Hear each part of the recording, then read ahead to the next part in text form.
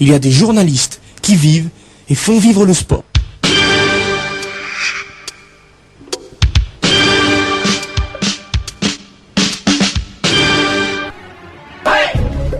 JBK yelema Malibeka tanye Itama tama nyonke Boisson planétier Ika mi fait quoi Alcool temina. Eh cousin, ikechuru la kuraya yaseka to sangala ni boisson planétier 600 planétier American Cola Baby Love ani ya olu mi font bouteille ou bayilemana ni kasoro foi ma boîte miala planétier kechuru kura sanga kura. Planète, ton monde, ta vie. Un produit NBB.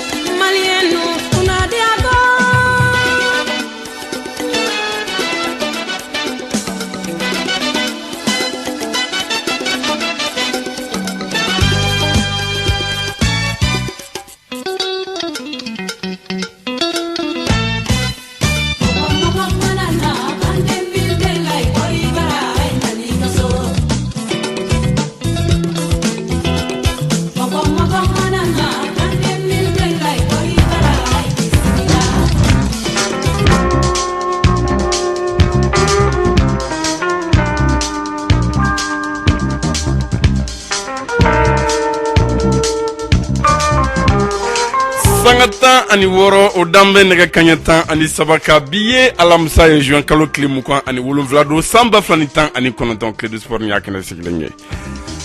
bi clé de sport kene kan alamsa me ma bismillah nga kuma so kono no o invité de la semaine ye bi famille Cheikh Ahmed Tera ale AS100 almami au président ye anga reporter Suleiman Koulibaly ni ale nyogon soro ni émission ina o kuma amena o di awma ladria kono.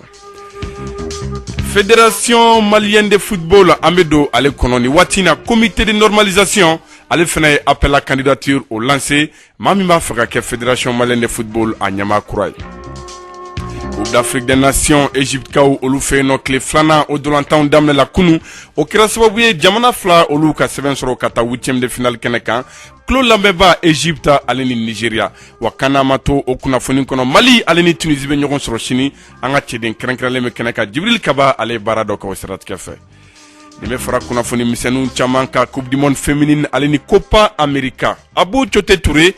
ale bolobe technique la kuma so kono Suleiman Koulibaly Soule Nana Samake Aruna Tidjani Ba Ousmane Traoré Mana Sekou Koneka kuna fonu na se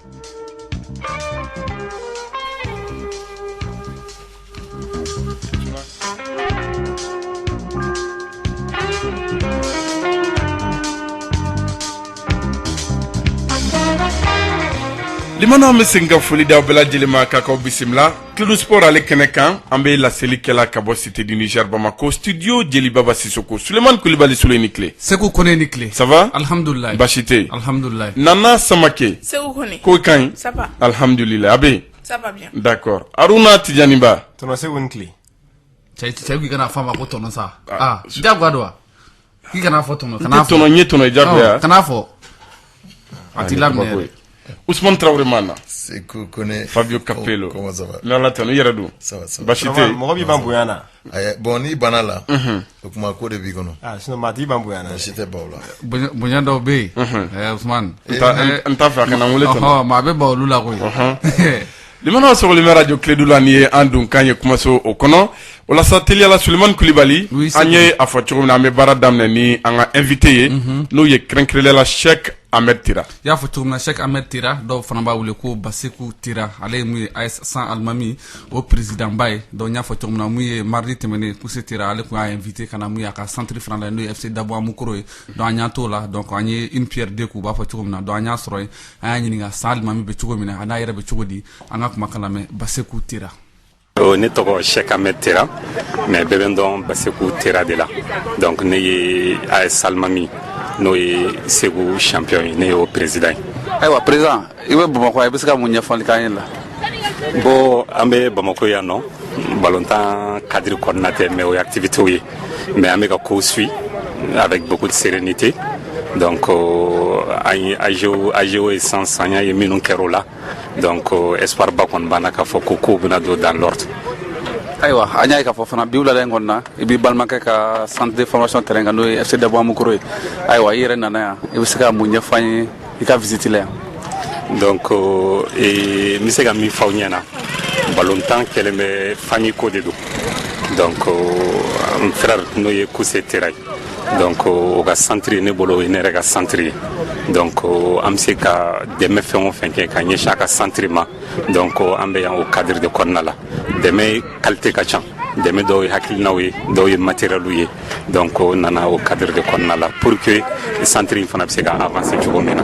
Ayiwa i yɛrɛ ye dirigeant ye i ye San Alimami o ɲɛmaaba ye San Alimami président a bɛ cogo di bi. Bon San Alimami ça va an bɛ se k'a fɔ bi ka fisa ka tɛmɛ kunun kan parce que an ye championnat kɛ ka tɛmɛ an ye coupe du Mali fana joué donc n'i y'a jateminɛ Segu problème tun bɛ ligue ko la mais bɛɛ y'a ye k'a fɔ ko an ka force ligue ko tɛ mais an yɛrɛ bɛ se an y'a ye coupe du Mali salon fɛngɛ ma se ka taa monter ma se ka taa championnat ma se ka taa mais coupe du Mali tanna donc i b'a ye an bɔra Segu an ni équipe fɛn o fɛn bɛnna i b'a ye an y'a bɛɛ ci donc coupe du Mali la stade y'an éliminé on a vu que stade kelen de fana ye coupe ta ce qui veut dire que ni stade kun tɛ peut-être coupe du Mali la an bɛ se k'a fɔ ko an bɛ taa trophée nɔfɛ quoi voilà. Ayiwa an y'a ye k'a fɔ i y'a fɔ cogo min na mun ye monté o kɔni kɛra Bamakɔ yan a ye match caman kɛ an yɛrɛ kɔni ka équipe ye fana u bɛ sen kan mais président kaburu waati fo kana se bi ma yala est-ce que San Alimami a ye baara jɔ wa ou bien a continuer ni entraînement ye. Donc an ma baara jɔ parce que mɔgɔ min n'i bɛ ka fɛn ɲɛɲini an ka objectif a ma yɛlɛma an ka objectif ye ka yɛlɛ première division na an b'o baara de la an mɛnna donc an ma baara jɔ parce que toujours espoir b'an na k'a fɔ ko a bɛna daminɛ don dɔ la i b'a ye hali sisan de seli ɲɛkɔrɔla de la an ye joueurs bila ka taa repos la un mois d'u ma ou ka taa repos la donc an bɛ baara la toujours donc baara ma jɔ fiyewu. Ayiwa San Alimami yala président a bɛ Bamakɔ yan ou bien a bɛ San ye de. San Alimami bɛ San a baselen bɛ San mais joueur baden b'a la Bamakɔ joueur caman b'a la i n'a fɔ hali minnu tɛ malien joueur yɛrɛ joueur étranger bɛɛ b'a la mais a kɔni baselen don San an ka internat b'an bolo San yen nɔ pour les joueurs étrangers les joueurs Bamakɔ donc olu bɛɛ logelen b'an bolo San yen nɔ donc ka fara Sanbaw fana kan donc club yɛrɛ kɔni baselen bɛ San entraînement fana bɛ kɛ San ni an ye Bamakɔ an nana match amical de la. Ayiwa club gestion bɛ cogo di bi président. Club gestion i yɛrɛ b'a kalama gestion si tɛ yen nɔ ko min ka nɔgɔn mais ça va an bɛ ala tando donc problème kɔni tɛ an fɛ yen nɔ an ka club kɔnɔna la donc an bɛ ala fo ka ala wale ɲuman dɔn o ko la. Ayiwa i y'i da don a la k'a fɔ mun ye AGO kɔni banna o kɔrɔ b'a jira k'a fɔ ko sɛbɛnlamaw bɛna daminɛ sisan ni ballontan sigira ka daminɛ bi président i ye performance min kɛ san tɛmɛnenw na yala i b'o ɲɔgɔn sɔrɔ walima i bɛ tɛmɛ o la. An ma siga hali minute kelen k'a fɔ ni ballontan daminɛna sini k'a fɔ k'anw tɛ yɛlɛn première division na an ma se ka o la hali minute kelen parce que an b'a dɔn an ye baara min kɛ 2016-2017 saison kɔnɔna la ka se monter la an b'o baara ɲɛdɔn bon en même temps hali sisan an ye baara min boloda an ye baara min k'o kɔfɛ an b'o fana ɲɛdɔn donc an ma siga hali sini k'a fɔ ko ni ballontan n'a daminɛna k'anw tɛ yɛlɛn première division na an ma se ka o la fiyewu. Ayiwa tɔn fana gestion tɛ taa Kasabiw kɔ yala tɔn Kasabiw a bɛ bɔ président dɔrɔn kun wa walima partenaire wɛrɛ bɛ président bolo.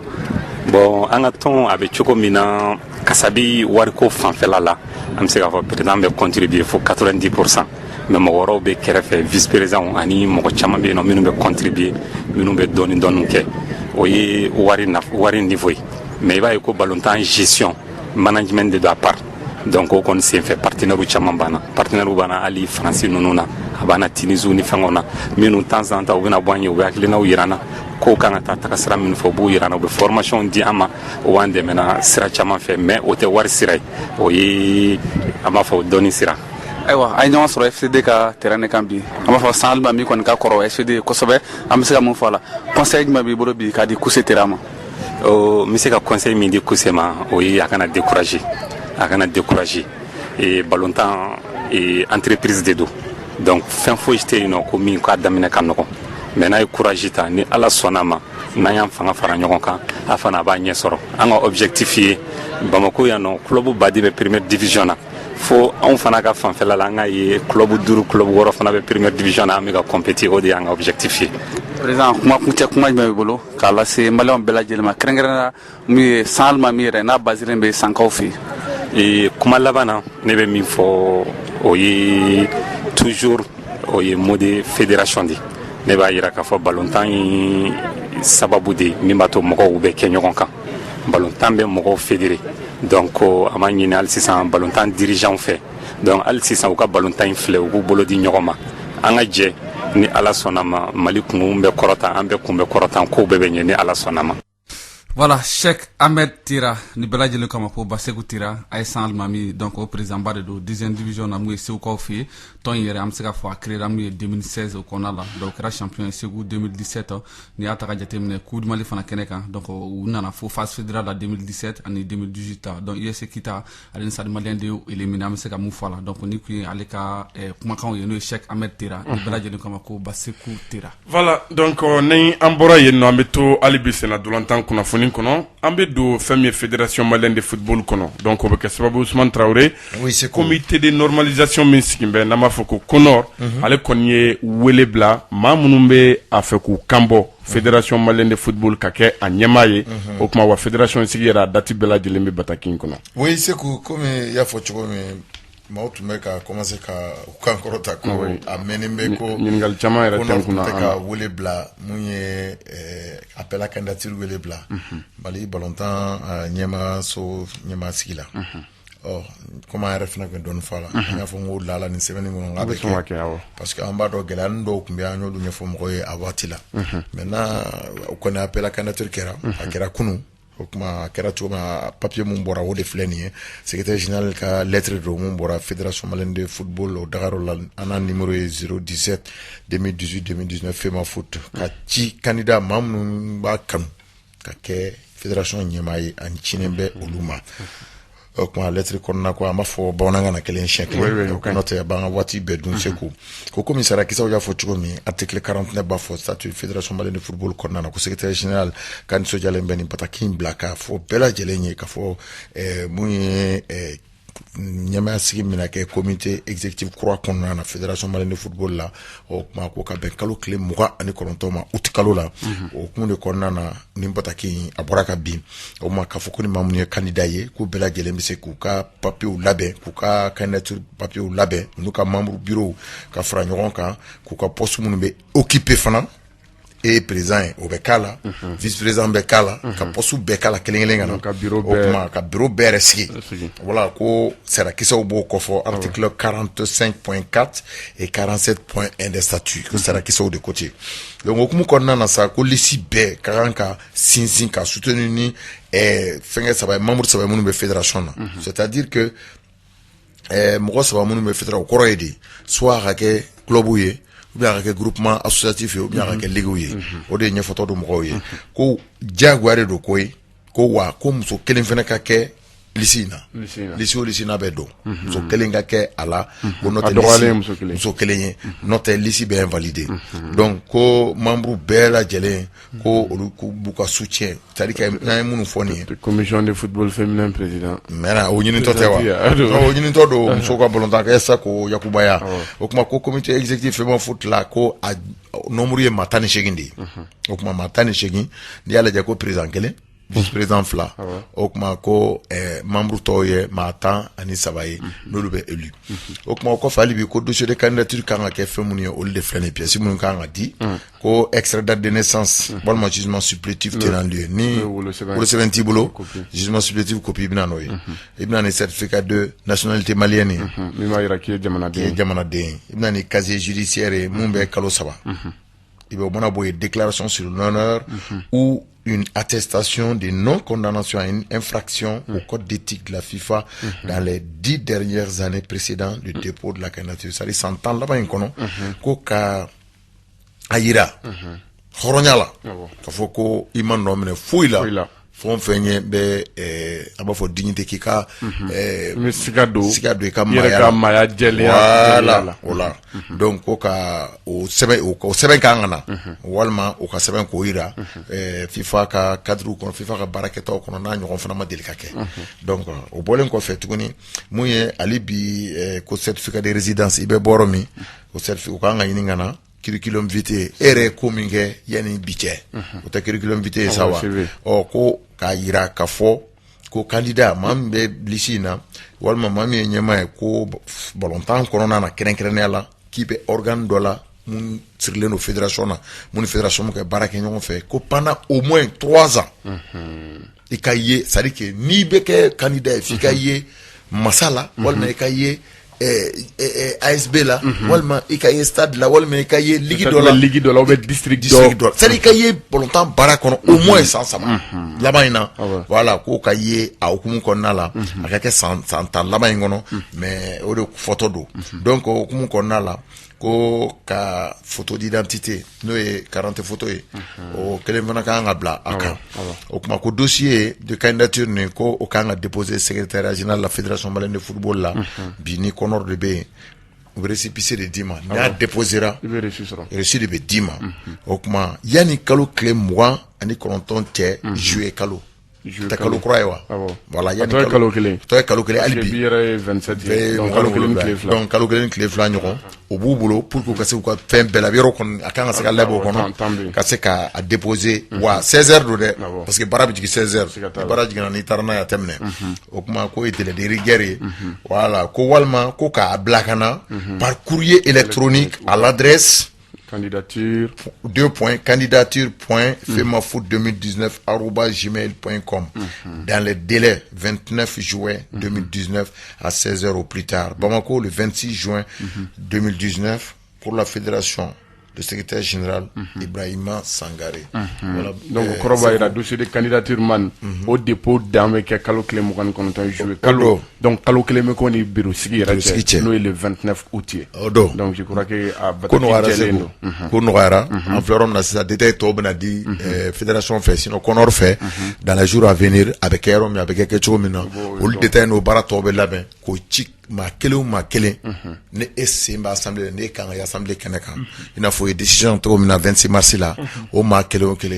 to kan yala wa bataki kan fara nyama kata di olema pour que bara imse ka chiko mina la sona alaka ninke anga balontan o kuma abo sababu e dinya kono ha o kuma alaka don ko folen yira ana limana so le radio Credo Sport abe o de keneka ame tourche NBB ale fanfe sona metemeni kuna funuye événement. Participez au grand jeu en ligne Planète et gagnez des écrans plats, smartphones et packs de bouteilles Planète. Pour cela, rendez-vous vite sur www.faitpétiller-la-planète-foot.com ou sur la page Facebook Planète pour tenter votre chance. Faites pétiller la planète foot avec les boissons Planète, partenaire de vos plus beaux instants de foot en famille ou entre amis. Planète, un monde de saveurs. Un produit NBB. Un produit NBB, NBB mabela jelen foko unikle nous soroleme anani watina ameto kunafunu olukene kameta Egypte ka ofe no Coupe d'Afrique des Nations ale barau olubesina en tout cas aruna kle flana kunu olu balontan koni damdala ni match sabayo kera sababu jamana fla olu ka seben soro kata 8e de finale keneka sigata la seukene donc amadam ne ni jekul flana ibora ka fo ni deuxième journée ali balontan belajene damne ni donc ameta groupe A ale re konnana ni tulun laben baga ni ale re dagalimbe Egypte ale koni sans surprise ay RDC bugo fila ani fu donc victoire logique donc an b'a fɔ nin ye boko fila donc sebaya fila Egypte yɛrɛ n'i y'a jateminɛ a ka bi bɛɛ lajɛlen a ka bi fɔlɔ o donna u ka bɔlɔntana fɛ n'u y'u ka jalatigi Ahmed El Mahamadi ale kalamantan ye filanan Mo Salah première mi-temps kɔnɔna na sanga tana kalamani saba o do jalatigi donc sanga binani ani saba Mo Salah o de kalata maa min kɔrɔnen don kɛnɛ in kan donc Egypte yɛrɛ fan fɛ a yira donc ale u ka bi filanan o sɔrɔ ka don Segu kɔnɔ an bɛ se ka min fɔ match bannen kunu Egypte carré kɔnɔ Caire an b'a f'i ye fan bɛɛ ambiance tun bɛ fan bɛɛ fɛ Mo Salah l'enfant chouchou du pays siga t'a la b'a f'i ye donc nin bɛ Egypte an bɔra k'a fɔ ni ale qualifié avec 6 points donc ale bɛ taa deuxième tour ale kɛnɛ kan donc an bɛ se ka min fɔ Uganda ale bɛ na jɔyɔrɔ filanan la kuru 4 b'ale bolo Zimbabwe ni Uganda olu tun ye ɲɔgɔn sɔrɔ donc waati kun fɔlɔ la Uganda donc ni an jateminɛ ale de bɛ bi fɔlɔ sɔrɔ ka don Kiwi Emmanuel ale fɛ sanga 12 donc ala tɛmɛ sanga 40 waati Kama Biliat ale fɛnɛ olu ka star donc ale fɛnɛ bɛ bin ji bɔ donc waati donc Zimbabwe kuru 1 bɛ k'ale bolo Segu RDC ale bɛ nin jɛkulu in datugu kuru t'ale bolo n'o tɛmɛna ka bɔ an bɛ taa groupe B ale kɔnɔna na Nigeria ale fɛnɛ y'a ka sɛbɛn sɔrɔ ka taa min bɛ tali kɛ second tour donc ale kɛnɛ kan Nigeria 1-0 ale y'o kɛ Guinée la an kɛrɛfɛ Guinée ale koro Guinée Conakry donc o bɛ kɛ sababu olu fɛnɛ b'u ka sɛbɛn sɔrɔ ka taa min ye tour filanan ale kɛnɛ kan parce que mun na Nigeria bɔko fɔlɔ ale tun ye sɛbɛn sɔrɔ Burundi ka 1-0 o tuma nin y'a ka victoire filanan ye par contre Guinée Conakry ale bɛ k'a ka victoire fɔlɔ ɲini nin kan na an b'a dɔn première journée ale ni Madagascar ye filani bin kɛ 2-2 o tuma kunu ale binnen filɛ 1-0 donc kɔrɔ b'a jira k'a fɔ tile sabanan fana o tuma k'a fɔ ko marifa da jɔn b'u fana la f'u ka gagner sinon vraiment u garijɛgɛ bɛ ka dɔgɔya u ka dege karamɔgɔ ale yɛrɛ bɛ n'o fɔ todi an ka mɛn a yɛrɛ da mɛn da ye mɛn tigila ye u ka dege karamɔgɔ a tɔgɔ ko Paul Puita an ka cɛden min bɛ kɛnɛ kan Jibril Kaba o tuma ale n'a masalala ballontan in kan Paul Puita. Oui, mais je pense que c'était un match dur sur les deux côtés. Moi, j'ai jamais eu le sentiment qu'on va perdre ce match. C'était mal tombé avec les deux blessures en même temps.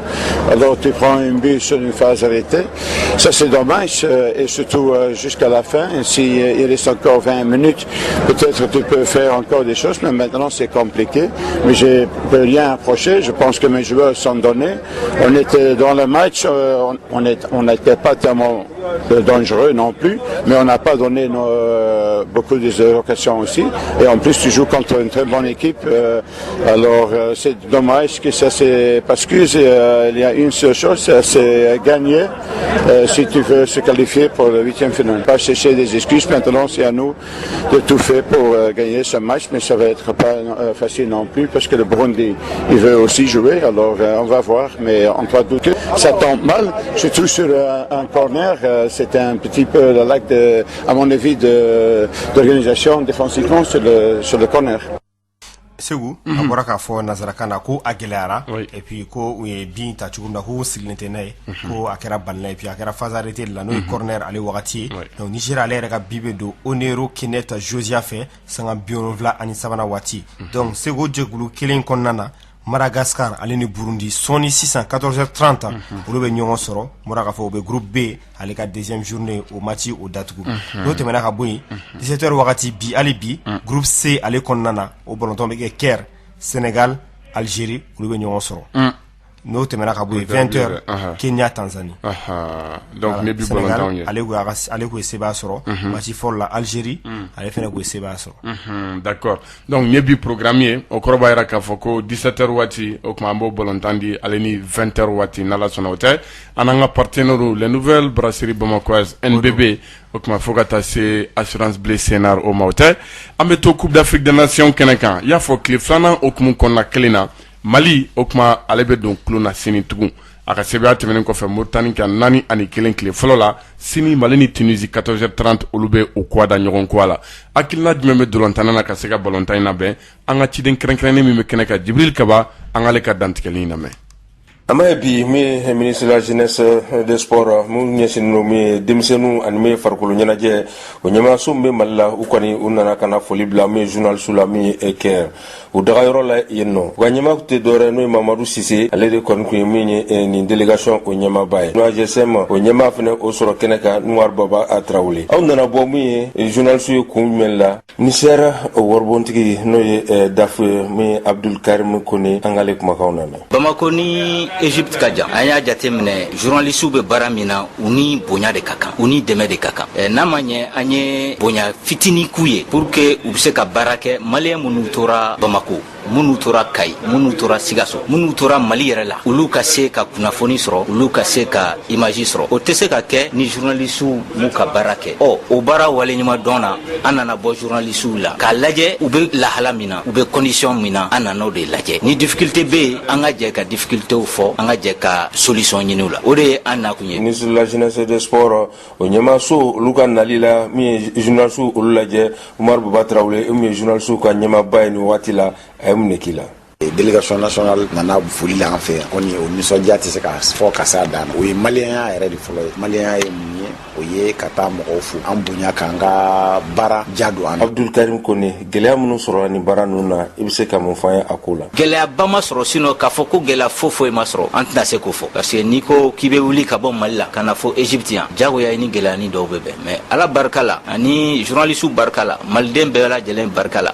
gɛlɛya ni minnu n'an y'a sɔrɔ an sera ka solution ɲini o gɛlɛyani na ala y'an dɛmɛ an sera ka o gɛlɛyani ninnu latɛmɛ gɛlɛya nataw fana n'an y'an bolo di ɲɔgɔn ma parce que gɛlɛya bonyara cogo cogo hali n'an tɛ Mali la a bonyara cogo cogo n'an y'an bolo di ɲɔgɔn ma ka sigi ka fɔ kɛ ka ɲɔgɔn faamu gɛlɛya tɛ yen an tɛna se ka solution sɔrɔ gɛlɛya min. Baara olu taabolo olu kɔnɔna la sa an b'a ye min ye gɛlɛya caman kɔni a fɔra ko olu sɔrɔla min ye baara olu taabolo la depuis Bamako an kɔni waati la Umar Baba Traoré i bɛ se ka mun fɔ an ye e min ye journaliste olu ka ɲɛmaa ye. Dɛmɛ min kɛra subvention min kɛ AGSM ye kabini an bɛ Bamako o ye mun ye tuguni an ka visa ko gɛlɛyara yɔrɔ je peux dire que buzz minnu kɛra kan 2019 na journaliste ka visa ko b'a la ɲina département dɛmɛli min fɛnɛ ko la walasa an bɛ se ka visa sɔrɔ an y'o bonyamasegin kɛ ka tuguni yan yɛrɛ ministre yɛrɛ ye bonyamasegin min kɛ a yɛrɛ y'a bɔ a yɛrɛ kun kɔ o fɛnɛ kɛ an y'o fɛnɛ bonyamasegin kɛ awa bonyamasegin nana kuncɛ ne nin foli nin donc an bɛ se ka fɔ tare k'u fo donc nisɔndiyaba de bɛ ne na parce que o b'a yira k'a fɔ u y'a dɔn an bɛ baara min na donc foyi tɛ ne la bi ni nisɔndiya tɛ. Mali ale ni min ye Tunisie olu le kan k'u kwa da ɲɔgɔn kwa la mais Abdul Karim Kone i bɛ se ka mun fɔ an ye Mali ale ni Tunisie o ka min ye dolantan olu taabolo o kɔnɔna la.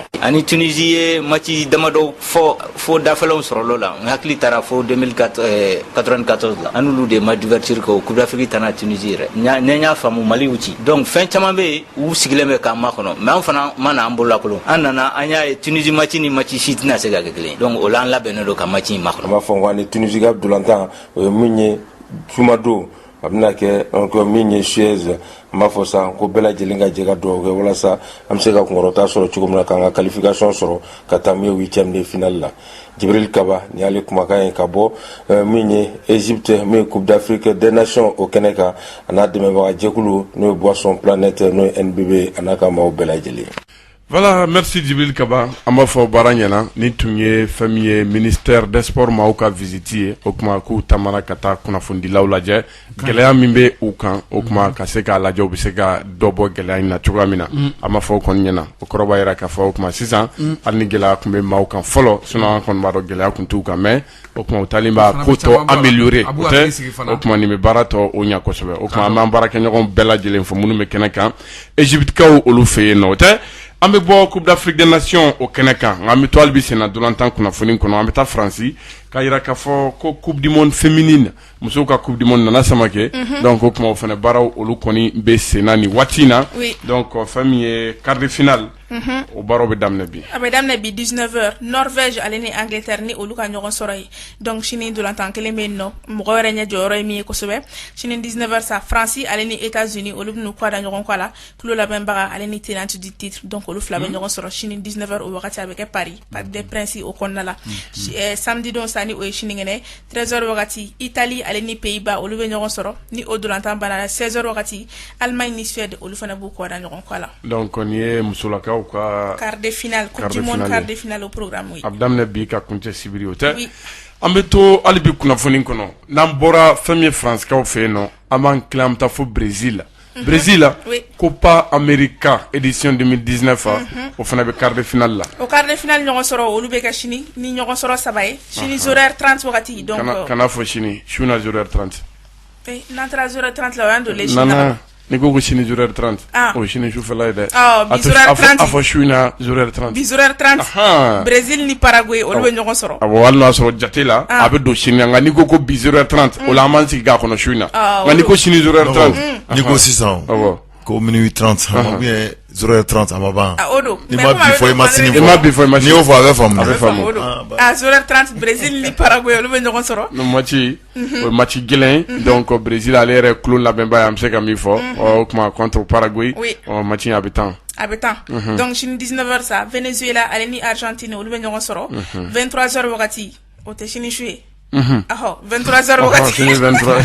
Sini 23h. Sini 23h. Oh voilà, il m'a e ko sini 23h. Mais e ko ka kuma dɔ yɛrɛ ko sini 0h. O ko sini ngene. Baasi tɛ. Sini 23h.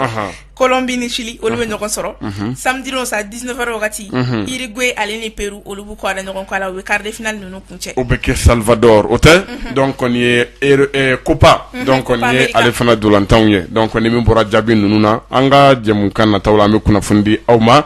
Ladiriya o kɔnɔna na ɲananga don basketball la an b'a yira k'a fɔ nin ye yelen Olympique de Bamako maaw ka bataki ye ko u ka série de détection 2019 a baaraw olu bɛ to sen na commune fɔlɔ tɛmɛnen kɔfɛ u bɛna commune filanan o kɛ samedi nata a bɛ kɛ hippodrome na yelen yɛrɛ ka dolantan terrain na a bɛ daminɛ 7h30 waati sɔgɔma nin détection bɛ denmisɛnw kofɔ minnu si b'a daminɛ san 9 ka taa bila san 15 la k'a bɛ da bɛɛ tulo kan fana ko k'a fɔ ko ka na ballontan yelen olympique la ko wari bɔ t'a la dɛ ni i kɔni taara o kuma o kɔrɔ b'a yira k'a fɔ ko i bɛ se ka baara kɛ i ni olu an bɛ se ka min fɔ donc i bɛ se min na i ka talan de bɛ na n'i ye yelen na ko jateminɛw y'a yira k'a fɔ ko dɔw bɛ ka wari minɛ o kuma yelen tɔgɔ la k'a fɔ ko an bɛ taa n'a denw ye yelen na o kuma k'o t'olu ka taabolo ye ko k'o da denmansaw tulo kan o kuma ɲininkali maa min mago bɛ kunnafoni wɛrɛ la donc o kuma i bɛ se ka weleli kɛ 76 23 96 02 walima 79 13 05 32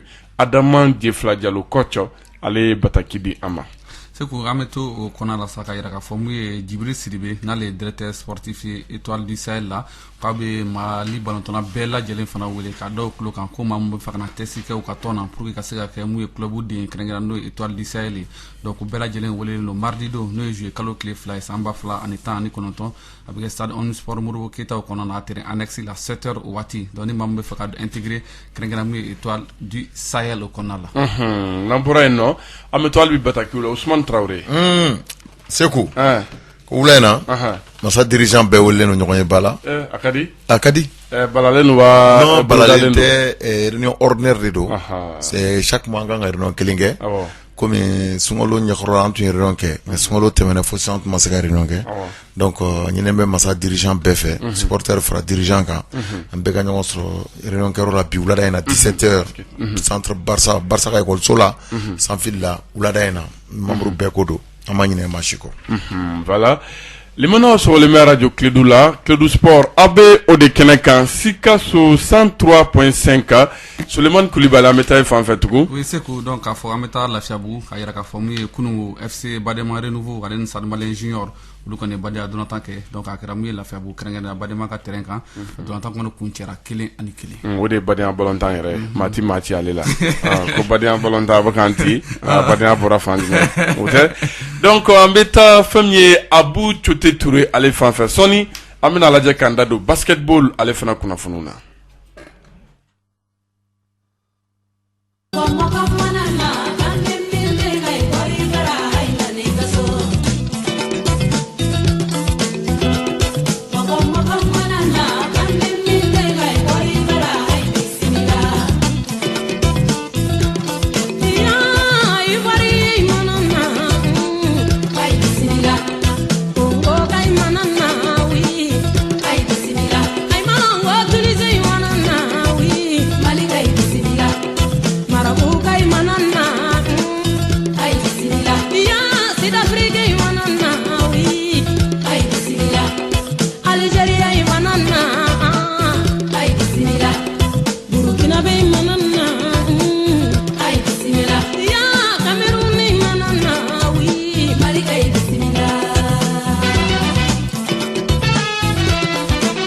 Mali ye Camerounaw bisimila fo Camerounaw ni kubu tara yɔrɔ ati sago kan yan o tɛ limanaw sɔgɔlen bɛ radio Clédou la nin kɔrɔ b'a yira k'a fɔ k'an bɛ Coupe d'Afrique des Nations ale mouvance kɔnɔ o tɛ donc o de actualité ye sisan nka sule an b'an da don basketball ale kunnafoniw na Mali ka équipe nationale junior n'u bɛ cɛlakaw ko fɔ olu kun kan ka pankuru ta sɔrɔ k'u kunda fɛn min ye Grècekaw olu fɛ yen kan c'est ko bɛ don min ye Coupe du monde donc ale matchw labɛnw kɔnɔna la y'a fɔ cogo min na mun ye U19 don kamasɔrɔ an b'a fɔ o kɛra mun ye champion d'Afrique 2018 kɔnɔna la o y'a sɔrɔ o si tɛ san 18 bɔ donc Aiglon donc n'u ka de karamɔgɔ ye El Hadj capitaine El Hadj Diko an bɛ se ka mun fɔ donc o bɛna taa participer gɛrɛngɛrɛn Grèce donc basket min yɛrɛ kan ka daminɛ sinikɛnɛ n'o ye juin kalo tile 29 ye k'a kun cɛ juillet kalo tile 7 walasa an b'a jateminɛ k'a fɔ n'i ye a ta ka jateminɛ k'a lajɛ sa an b'a fɔ Mali donc objectif kɔni dir'u ma ka se ka mun ye quart de finale o atteint cogoya min na parce que Mali kun ma deli k'o sɔrɔ fɔlɔ mun ye coupe du monde kɛnɛ kan donc o de objectif ye mun dira u ma n'i y'a jateminɛ an b'a fɔ Mali bɛna évoluer mun ye groupe B o de kɔnɔna la groupe B in kɔnɔna la Mali ni Canada bɛna ɲɔgɔn sɔrɔ Australie fo ka taa se mun ye Lettonie o ma voilà n'i y'a jateminɛ an b'a fɔ de karamɔgɔ El Hadj Diko ale ni maa 12 donc olu kun kan ka bɔ yan kunungo surɔ k'u kunda mun ye Grèce kan a maa 12 la an b'olu tɔgɔw di mun ye Sirima Kanouté donc ale yɛrɛ bɛ basket kɛ ni waati in na Nancy Fransikaw olu fɛ yen Mohamed Sidibé ale fana bɛ Nancy Fransikaw olu fɛ yen Martin Diakité donc ale bɛ Verde Charlon basket la donc o fana ye Fransikaw olu fɛ yen Abdul Karim Koulibaly ale bɛ Pittsburgh États-Unis Oumar Ballo ale bɛ Gonzaga États-Unis Hassan Dramé ale bɛ Saint-Péter la mun ye États-Unis kaw fɛ yen Fousseni Dramé ale fana bɛ Saint-Péter États-Unis Abdraman Kamara ale bɛ Suisse États-Unis Modibo Sanogo ale bɛ jouer NBA Academy na Sénégal Mohamed Keita Centre Bintou Dambélé CBD o tɛ n ka petini ye wa Mohamed Keita an bɛ foli d'a ma k'a kɔrɔmuso fana fɔ han Aminata Keita ale kɛra gardien ye sisan a bɛ Bamakɔ yan sisan Gawusu Fofana CRB la Mali fo ka taa se Abubakar Jire Centre Bintou Dambélé Jire petit Jire voilà donc olu ye maa 2 ye m'a fɔ tɛ se ka mun fɔ Centre Bintou Dambélé basketkɛlaw ye Segu kɔnɔ an bɛ se ka mun fɔ a la donc a bɛ daminɛ juin kalo tile 29 k'a kun cɛ juillet kalo tile 7 n'o ye coupe du monde n'a bɛ denmisɛnninw ko fɔ minnu si tɛ tɛmɛ san 19 kan donc a bɛ daminɛ sinikɛnɛ samedi nata donc ni Ala y'an si jɔ k'a kɔnɔ an n'a lajɛ ka programme fana ɲini ka di lamɛnbagaw ma. an bɛ se ka min fɔ ni basket la dɔrɔn ko soden 2 min b'a la donc a bɛ CBD niveau de fɔ parce que a 2 bɛ CBD donc o bɛ u ka baara ko fɔ donc club kan ka continuer ne fɛ donc a ka wusa kosɛbɛ u yɛrɛ de ma parce que fɛn min don a tɛ kɛ yuru a tɛ kɛ fɛn wɛrɛ la n'i ye baara kɛ i b'a tɔnɔ sɔrɔ siga t'a la ko Centre Bintou Dambélé maa bɛɛ lajɛlen ni tile an bɛ président fo Mohamed Jara secrétaire général o b'a to an bɛ to fɛn min ye Kulikoro ligi yɛrɛ kɔnɔ siɲɛ kelen o tɛ Babakane club la an b'a fɔ ko ani tile fɛn min ye coupe du président de la fédération malienne de basketball à 5e édition ligue de Kulikoro donc o kɔnɔna na an bɛ se ka min fɔ Sule o bɛ kɛ Joyilakaw fɛ yen nɔ a bɛ daminɛ sini juma yɛrɛ ka taa bila kalo in tile 30 la donc juma samedi dimanche o tɛ ni week-end ye sa wa o tuma a bɛ catégorie min ko fɔ o de ye minimum ye o tuma baaraw kɔni bɛna daminɛ radio Clédou ko an yɛrɛ kɔni welelen bɛ kɛnɛ o kan n'Ala ma basi kɛ donc o tuma fɛn min ye an bɛna ye kɛnɛ o kan Sulemani Kulibali e yɛrɛ kan ka an ka cɛ bɔ an bɛ se ka min fɔ donc an bɛ foli di Babakane ma o tuma ko ani tile ale kɛra bataki o dibaga ye an ma hali bi an bɛ to kunnafoniw kɔnɔ cette fois-ci an bɛna sen na dolantan o la k'a fɔ ko CST n'o ye centre Salif Traoré mardi tɛmɛnen o tuma ale kɔni ye badenya balontan kɛ contre l'AS Black Star de Badlabugu a bana 2 ni bin na donc o kɛra fɛn min ye fu ani fu ye o tuma o CST kelen e b'a ye k'a fɔ a bɛ labɛnw na hali bi u ni derby kan ka ɲɔgɔn sɔrɔ o bɛ kɛ stade Mamadou Konaté la ni Ala ma basi kɛ sinikɛnɛ samedi don a bɛ kɛ nɛgɛ kanɲɛ 18 waati 18h maa min ye bataki di an ma o ye Lasine Traoré ale ye secrétaire général CST la an bɛ président fo Abdraman Traoré ko ani tileni a tulo bɛ an kana ka Metal Bayala maa bɛɛ lajɛlen fo Sulemani Kulibali donc an b'a fɔ ko pratiquement nin bɛ dan sigi an ka bi kunnafoniw kulu la oui yanni ka dan sigi to an ka n terikɛ fo karamɔgɔ Ba Jakite Mamadou karamɔgɔba Jakite fo Moribabugu an ka foli b'ale fana dɔnnikɛlaba ye Moriba don an b'a fɔ ka waleɲuman dɔn an b'a fɔ ko vraiment kɛra fama ye nka ko an ma ɲinɛ kɔ donc Cheikh Oumar Karaɲara Ousmane donc n'an b'a wele Supermano Petrobama ɲɛmaaba don PDG PDG Segu caman fɔmana Coupe d'Afrique daminɛna koyi Coupe d'Afrique daminɛla an tɛ k'a ye k'a kana kow ka ca dɔɔni nka a bɛ sira la Segu oui ko tɛ caya i teri ma dɛ ayi a bɛ sira la a tulo b'i la ko cayara n bɛ sɔn ka kuma dɛ ko di donc a bɛ sira la ka na an bɛ Manu fo donc kɛrɛnkɛrɛnnenya la donc Petro Bama o tuma u yɛrɛ bɛ nale Ousmane Traoré n'Ala ma basi kɛ n'u kan ka nin Coupe d'Afrique donc an kan ka a tɔ kɛ ɲɔgɔn bolo donc n'u lajali fɛn caman o tuma auditeurs bɛna bɔ minnu kalama n'Ala ma basi kɛ yɔrɔ olu fɛ bon d'essence ko kɔni tɛ kɛ maa nege la ye porte-clés b'a la t-shirt b'a la casquette n'a ɲɔgɔnna caman a bɛɛ b'a la a yɛrɛ la dɔ don kapelo c'est foli di mun ye FC Siman président ba ma Isa Kulibali ma ɲina mun ye Baketa masa président b'ale fana fo président Kuku Kanuti ale fana ka foli bi yan Ousmane Si an b'ale fana fo nin bɛ dan sigi an ka bi kunnafoni na Abu Ture bolo tun bɛ technique la rédaction sportive farala ɲɔgɔn kan ka se ka baaraw lase aw ma n'Ala man ka jɔnya jɔ an na nɛgɛ kaɲɛ 17h 17h an bɛ ɲɔgɔn sɔrɔ Coupe d'Afrique des Nations ale dolantanw kɛnɛ kan n'an ka partenaires a kan sɔnni